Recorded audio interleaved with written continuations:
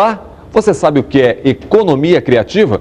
A Comissão de Educação, Cultura e Esporte do Senado analisou o tema. Criatividade, e aí na sua essência a questão da cultura, não é só arte e entretenimento, não é só lazer, mas que também gera emprego, gera ocupação, gera renda. De 96 a 2005, a economia criativa saltou de 227 bilhões, segundo a UNCTAD, para 424 bilhões de dólares. Cultura como o novo ouro, o novo petróleo do século XXI. Do circo à gastronomia, da moda às artes visuais, as bibliotecas, a arquitetura, a dança, a música, o artesanato, a cultura como geradora de desenvolvimento. A economia criativa, a partir de agora, não é em discussão. O conceito de economia criativa é um conceito que data no mundo de menos de 20 anos. Imaginem, um conceito que não tem 2 décadas. Ele nasceu na Austrália e foi, na verdade, uma denominação de um primeiro-ministro australiano que dizia que a Austrália, há 18 anos atrás, teria um grande potencial para se tornar uma nação criativa.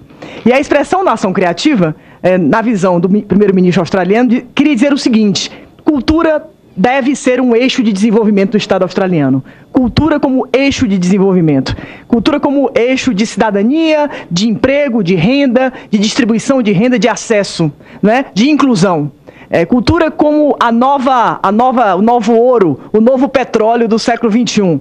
A economia do conhecimento, somada à ciência e tecnologia, ao acesso de todos a novos bens, cuja dimensão simbólica é fundamental na formação do valor. Eu acho que é importante, primeiro, definir a economia criativa como um setor econômico que envolve um núcleo de atividades culturais que oferecem insumos às indústrias criativas que transformam esses insumos culturais em elementos criativos que ganham um mercado, em bens criativos que ganham um mercado. Então, resumindo, a economia criativa é esse diálogo entre economia, cultura e tecnologia, deixando claro que a economia a partir da cultura, a economia a partir da criatividade, né? A gente pensar com uma responsabilidade muito grande e com um cuidado muito grande, porque quando se pensa em economia criativa numa congada, quando se pensa em economia criativa numa folia do divino, quando se pensa em economia criativa num artesanato, isso tem que ser feito com uma forma muito responsável, muito cuidadosa, né, e com uma vigilância ostensiva para que a gente não acabe criando um crime ou destruindo uma tradição secular. E aí, deixando claro que a criatividade, e aí na sua essência a questão da cultura, não é só arte e entretenimento, não é só lazer, mas que também gera emprego, gera ocupação, gera renda, uma série de desdobramentos que são incontroláveis, né? Essas mudanças tecnológicas, sejam tecnologias sociais ou tecnologias de hardware, software, elas são inovações que não geram desemprego na área da economia criativa, pelo contrário, elas geram mais emprego. Ela estimula a inovação empresarial em todos os outros setores. A gente pode ter um diálogo de criatividade e medicina, criatividade e agronegócios, criatividade e moda, de criatividade e tecnologias da informação. Então, ele é um catalisador, ele é um multiplicador, ele é um fomentador de negócios em todas as áreas, em todas as regiões, em todos os países. Nós estamos retomando essa discussão sobre a obra e sobre a política cultural do ministro Celso Furtado, especialmente quando ele criou na Sudene um departamento chamado Artene, e ele dizia que a criatividade era um motor fundamental para se pensar, novos produtos e serviços. Ele não usava a expressão economia criativa porque não existia a época, por exemplo, que ele lançou esse livro chamado Criatividade e Dependência na Civilização Industrial. Esse livro tem 30 anos, mas ele dizia: qualquer que sejam as contradições, as antinomias que se apresentem entre as visões da história que emergem na sociedade, o processo de mudança social que a gente chama de desenvolvimento só vai adquirir nitidez se nós relacionarmos desenvolvimento com a ideia de criatividade. Então, veja como ele foi profeta, senadora, na visão aí de uma secretaria, que vai trabalhar com uma dimensão simbólica dos produtos e serviços brasileiros. O Brasil é o país que faz as maiores festas de massa do planeta. O Brasil é o país que detém, entre suas festas, um índice de autenticidade muito valoroso. O que nós fazemos no país inteiro, de cultura popular, de tradição, tem um teor de autenticidade que não se compra e que não se encontra. Preservar essa autenticidade é o desafio, né? Trabalhar essa experiência, essa vivência, valorizando essa autenticidade, é um desafio quando se trata desse tema da economia criativa. E é importante no conceito de economia criativa se entender que esses bens e produtos resultam em produção de riqueza cultural, econômica e social. Eu não estou falando aqui de uma secretaria de indústrias culturais, mas uma secretaria de economia criativa. Na visão diferente da indústria cultural, que em geral é predadora, é monopolizadora, nós estamos falando de uma economia que tem uma imensa relação com a economia solidária, não sendo exatamente uma economia solidária. Tem uma imensa relação com inclusão, com inovação, com diversidade, com sustentabilidade. Sustentabilidade nas suas dimensões mais amplas. O telespectador que está entrando em contato com esse tema, que aparentemente tem muitas definições, mas elas são de alguma maneira abstratas do ponto de vista do... Então, concretamente, que exemplos nós podemos dizer? Isso aqui é economia criativa, isso aqui é economia criativa, isso aqui é economia criativa. Lhe pergunto, eu nunca fui e não conheço. A festa de Parintins, ela tem um ingrediente de economia criativa? Ela tem um ingrediente da questão do ecossistema, da questão ambiental? Então... Sim, com certeza, é um excelente exemplo que a senhora traz, né? A festa de Parintins, ela é, em toda a sua essência, economia criativa. E essa economia criativa, ela só existe devido à tradição que a festa traz, né? Ela não teria sentido, ela seria uma festa pasteurizada, plastificada, como qualquer outra festa, se ela não tivesse por trás dela todos os ritos, os mitos, as lendas, a tradição. Então, pensar o que gera de hospedagem, o que gera de alimentação, as roupas, né? A vestimenta, a gastronomia, instrumentos musicais, sonorização, iluminação, e aí a gente pode ficar aqui citando dezenas de setores que são movimentados, segurança, hospitais, quer dizer, no momento que a pessoa vai lá, consome qualquer tipo de produto no comércio, porque ele foi à festa, isso é um desdobramento. O que gera, qual é o PIB da Congada de Catalão? Qual é o PIB do Carnaval de Parintins? Né? Qual é o PIB que gera? São desafios que nós temos a festa da uva do Rio Grande do Sul. A festa da uva do Rio Grande do Sul, belíssima. Vai conhecer. A Amartya Sen é uma economista que eu acho que tem tudo a ver quando se fala em economia da cultura e em economia criativa, porque ele trata desenvolvimento econômico como a liberdade, a capacidade de tomar decisões. O agente econômico, quando consome um bem cultural, e para consumir um bem cultural, que é, reforço, insumo básico para a economia criativa, ele precisa estar capacitado para isso, ele precisa saber fazer as suas escolhas. Não é o Estado quem deve dizer para ele o que ele deve consumir, muito menos o mercado.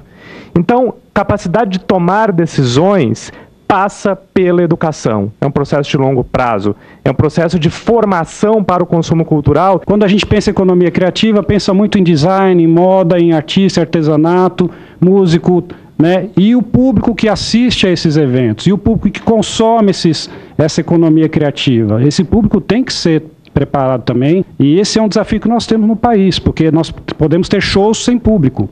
Podemos ter belíssimas peças de teatro sem público. Ou pior, com um público que não consiga absorver aquilo, né? A gente presencia em alguns momentos uma bulimia cultural, uma anorexia cultural. As pessoas às vezes se encontram num momento cultural e não conseguem absorver, interagir, processar, experienciar aquele momento.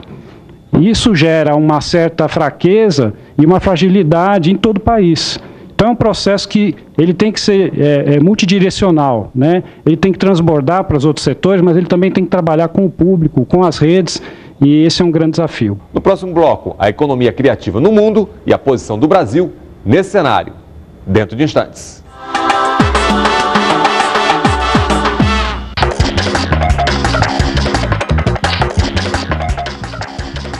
O Senado aprovou o projeto da senadora Vanessa Graziotin, que reduz o tempo de contribuição exigido para que as donas de casa se aposentem por idade. O tempo de contribuição, que hoje é de 15 anos, diminuiria para 10 ou 5 anos, de acordo com o ano em que a dona de casa alcançar os requisitos para a aposentadoria. Para receber o benefício no valor de um salário mínimo, a dona de casa não deve possuir renda própria e tem que estar exclusivamente dedicada ao trabalho doméstico em sua própria residência. A dona de casa também deve pertencer à família de baixa renda para obter a aposentadoria por idade. O projeto seguiu para a Câmara dos Deputados.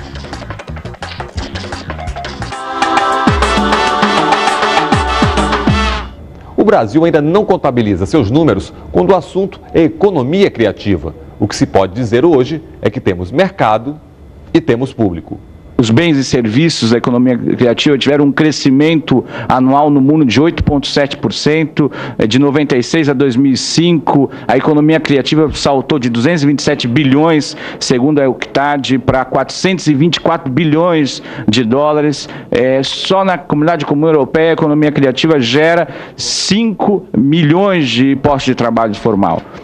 A China lidera a exportação, não seria diferente, de bens e serviços no campo da economia criativa, e o Brasil, que pese ser a 6ª economia do mundo, é classificado como o 35º país nas exportações de bens criativos. Dados da Conferência das Nações Unidas para o Comércio e Desenvolvimento de 1998 de 1980 a 1998, o volume de recursos do comércio internacional desse segmento apenas da economia criativa cresceu de 95,3 bilhões de dólares para 387,9 bilhões de dólares, senador Cristóvão. Então, isso já daria um significado econômico fundamental. Essa pesquisa da Conferência das Nações Unidas para o Comércio e Desenvolvimento aponta ainda que apesar, aliás, de uma queda de 12% do comércio global em 2008, por conta daquela crise violenta,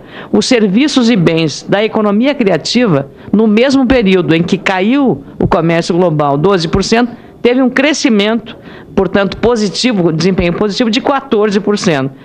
Segundo os dados desse mesmo relatório, a China é o país com maior produção na economia criativa, seguida pelos Estados Unidos e pela Alemanha. O Brasil ainda não se encontra entre os 20 maiores produtores do setor em nível internacional. Há uma série de dados que eu trouxe. Os principais estudos foram realmente do IBGE, do IPEA, sobre economia criativa, sobre o mundo da cultura, muito liderado na época do ministro Gil, que fez uma série de parceria com essas duas importantes instituições, e a Firjan também fez um importante estudo, né? Os dois estudos apontam que a economia criativa no país soma cerca de 2,8%, 3% do PIB brasileiro. É importante também ressaltar que, segundo o IBGE, todo o programa, todas as empresas nos setores criativos geram cerca de 8,5% do emprego formal do Brasil, mas também é interessante ressaltar que a economia criativa paga melhor do que os outros setores, paga em média quase que 50% mais do que os outros setores. Um trabalhador ganha em média dentro do segmento da economia criativa cerca de 2,2 mil reais, ainda não são milhões, 2,2 mil reais contra 1,5 mil reais, segundo os dados do Ministério da Cultura, do Ministério do Trabalho, da RAIS. A mesma Firjan traz dados interessantíssimos sobre a formação e cursos superiores que geram profissionais para o mundo da economia criativa. Estão aí, portanto, para quem está aqui nos ouvindo, as macrocategorias que são definidas pela Unesco, pelo framework da Unesco, e que são os chamados setores criativos. Do que é que nós estamos falando? É importante porque às vezes não há uma clareza de quais são esses setores. Mas a Unesco, há duas grandes categorias. Da UNCTAD, que é a Conferência Nacional, a Conferência das Nações Unidas para o Comércio e para o Desenvolvimento, e a Unesco, que também define esses setores. O patrimônio natural e cultural. Então vejam que dos sítios históricos, passando pelas paisagens culturais e as manifestações culturais tradicionais, com o artesanato, a gastronomia, são setores criativos. As artes e os espetáculos, todas as expressões das festas, dos festivais, da ópera, do humor, da música, do circo, da dança, todos esses setores são profundamente criativos, porque a dimensão simbólica é que define o valor desses produtos e serviços. Pode passar. As artes visuais, o livro, leitura e todos os suportes eletrônicos, né, desses produtos, jornais, livros, revistas, fanzines, mangás, né, as feiras do livro, as bibliotecas, incluindo as virtuais, todo o setor do audiovisual e das novas mídias, cinema, vídeo, TV, rádio, animação, os games, que é o setor hoje que por natureza mais agrega valor, né, a um produto. A Inglaterra decidiu se tornar a grande produtora de games da Europa, é um setor em franca ascensão. O design em todos os seus serviços, design de moda, design gráfico, de objetos, de brinquedos, design paisagístico, arquitetura, publicidade. né? Esses são os setores. O Brasil, ele hoje, dentro de um relatório do Instituto Mundial do Turismo, ele se localiza ali na parte de baixo daquele quadrante, né? Perto da Argentina, do Caribe e da Austrália. E aí, tratando esses 4 eixos de estilo de vida, de patrimônio natural, patrimônio cultural e exotismo. O Brasil, nesse relatório de 2008, ele aparece como 3º lugar no mundo em recursos naturais e 12º lugar no mundo em recursos culturais. Porém, na média, o Brasil fica em 49º. Esse relatório foi atualizado há 2 semanas e o Brasil aparece em 53º lugar, ou seja, ele caiu 4 posições. O nosso desafio é chegar no 12º lugar ou chegar no 3º lugar, que são os recursos que nós temos. Aí já um outro relatório que mostra que o Brasil, dentro de uma lista de 45 países, está em 43º lugar em criatividade. Isso é uma pesquisa da Anderson, e aí ela trata de vários dados, vários elementos com os quais ela compõe esse índice e chega, dentro de 45 países, o Brasil em 43º. A presidenta Dilma fez um pacote que vai dar 2,8 bilhões de isenções para a indústria automobilística. O que a gente não faria com 2,8 bilhões nessa economia imaterial, na cultura, em termos de emprego, de bem-estar, de satisfação que um evento cultural traz? Eu não tenho de cabeça qual é o orçamento do Ministério da Cultura e da Ciência e Tecnologia, mas provavelmente 2,8 bilhões fariam a diferença. Eu recebi aqui o orçamento dos 2 ministérios. Somando os 2 ministérios, dá menos de 10 bilhões. Ano inteiro. A gente vai gastar 2,8 bilhões, não, 2,7 bilhões só com um dos incentivos à indústria automobilística que está ocorrendo nesse momento.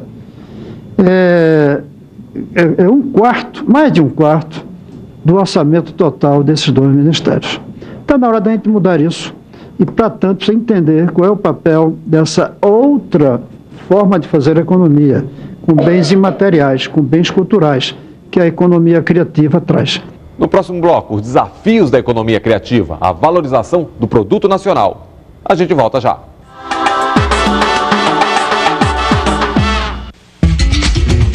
Qual a duração do mandato de um senador?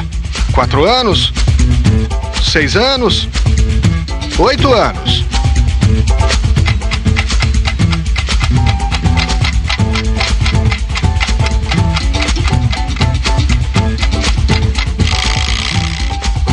A resposta certa é a letra C. Tome nota. O mandato dos senadores é de 8 anos, mas a eleição para o Senado ocorre a cada 4 anos. A renovação da casa acontece de forma alternada. Numa eleição, os cidadãos elegem 1/3 dos parlamentares e na outra escolhe 2/3. No ano passado, foram eleitos 54 senadores. Em 2014, serão escolhidos 27 parlamentares.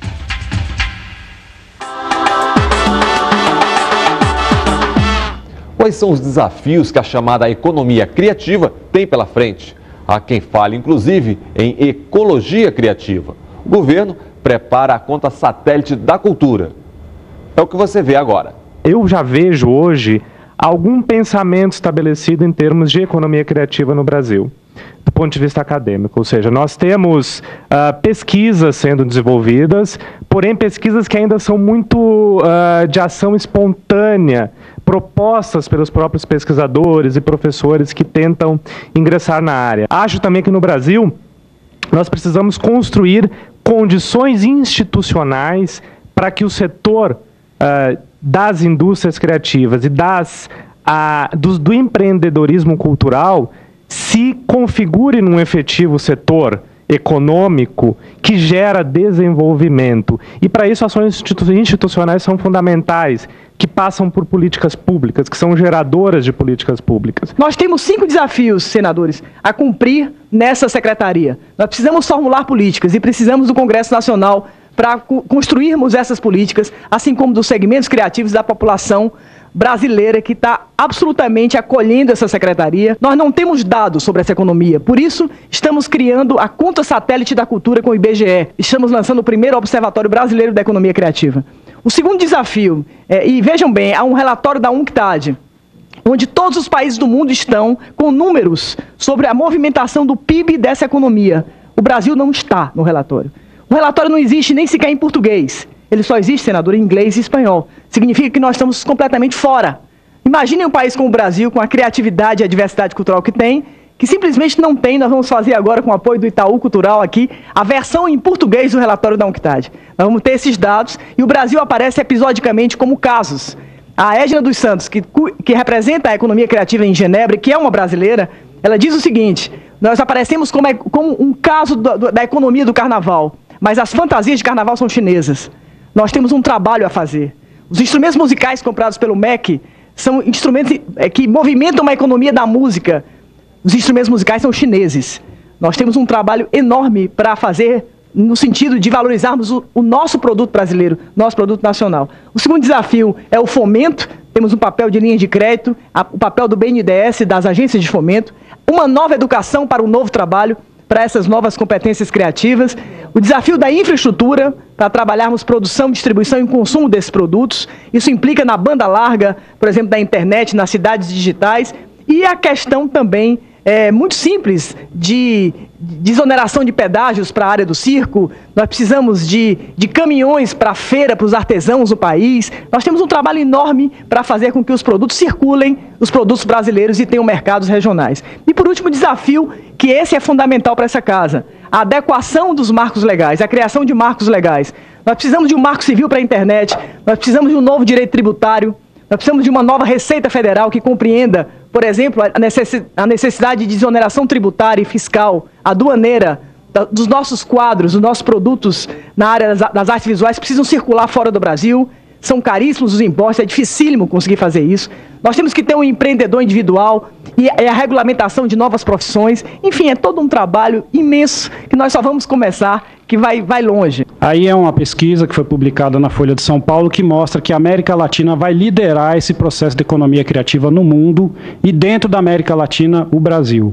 Isso é uma pesquisa muito importante e baseada em quê? Na Copa do Mundo e nas Olimpíadas, que eu acho que é a essência que a gente tem de desafio a construir daqui para frente. A proposta que eu trago é a gente pensar a economia criativa como se fosse um grande bosque, uma visão orgânica, biológica, onde a gente trate do fruto, que é principalmente as manifestações, os bens criativos, né? Mas trate também da árvore e trate do bosque, que é o ecossistema. A provocação que eu trago para os senhores, para as senhoras, é a gente pensar um conceito de ecologia criativa. Mas o que nós estamos falando aqui é uma coisa muito maior. Eu diria até maior do que a economia criativa. Nós estamos falando aqui de uma coisa que é a economia do imaterial que está surgindo no mundo e que é a saída para a crise. Esses 60% de jovens que estão desempregados na Espanha não vão encontrar emprego em indústria automobilística. Não tem jeito.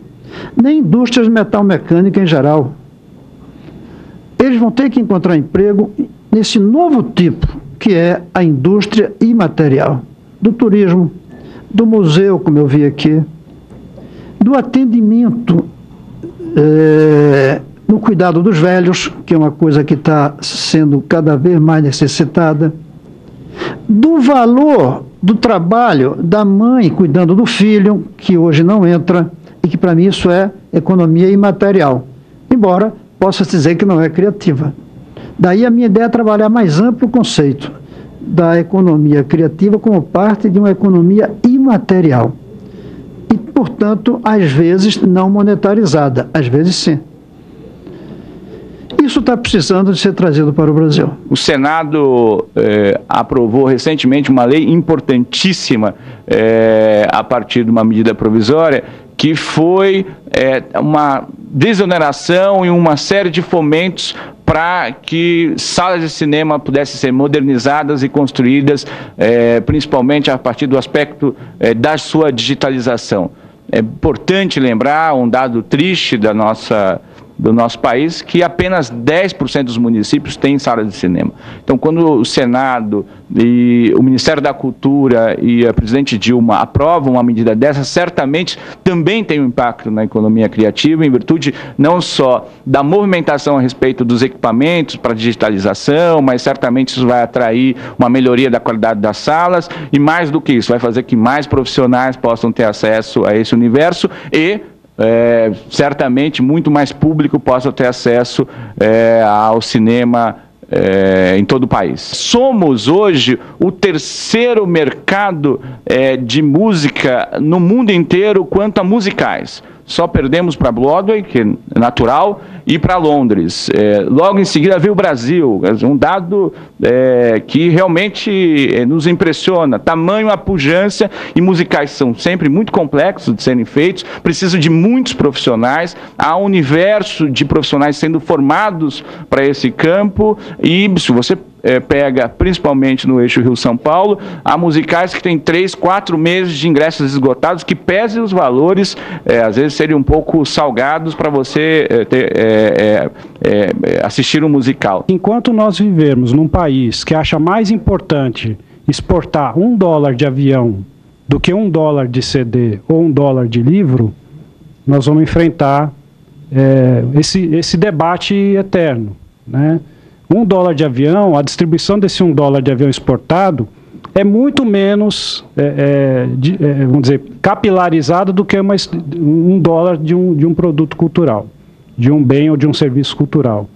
O dia que o Brasil tiver, sair nas capas dos jornais, olha, exportamos sei quantos milhões de dólares, a música brasileira é o produto cultural mais vendido no mundo, né? A língua brasileira é conhecida no Japão através da capoeira. As pessoas aprendem o português porque estão jogando capoeira. São elementos que o Brasil tem no mundo, são competitividades, comparatividades e disponibilidades estratégicas que o país acha às vezes mais importante ter $1 exportado de avião do que $1 de CD. Está na Casa Civil, senador, senadoras, não é? O Plano Brasil Criativo seria o terceiro plano da presidenta Dilma Rousseff. Depois do Brasil Sem Miséria, depois do Brasil Maior, foi entregue um plano construído por 10 ministérios. Nós passamos, a minha pequena equipe de 10 pessoas, construiu esse plano em 9 meses, uma gestação. Eu espero que esse plano seja aprovado. Ele é um plano que tem uma absoluta consistência e que envolve exatamente todas essas áreas que já fazem essa economia criativa sem a nomearem, senadora. Não é? Os esportes já trabalham, não é? O turismo já trabalha, a cidade já trabalha, a educação já trabalha, o Ministério do Trabalho também já faz. Então nós temos que juntar e potencializar programas e ações em torno da compreensão do que é essa economia criativa. E antes de encerrarmos, uma última informação. A presidente Dilma assinou o decreto que cria a Secretaria da Economia Criativa. A nova pasta está vinculada ao Ministério da Cultura. O Em Discussão fica por aqui.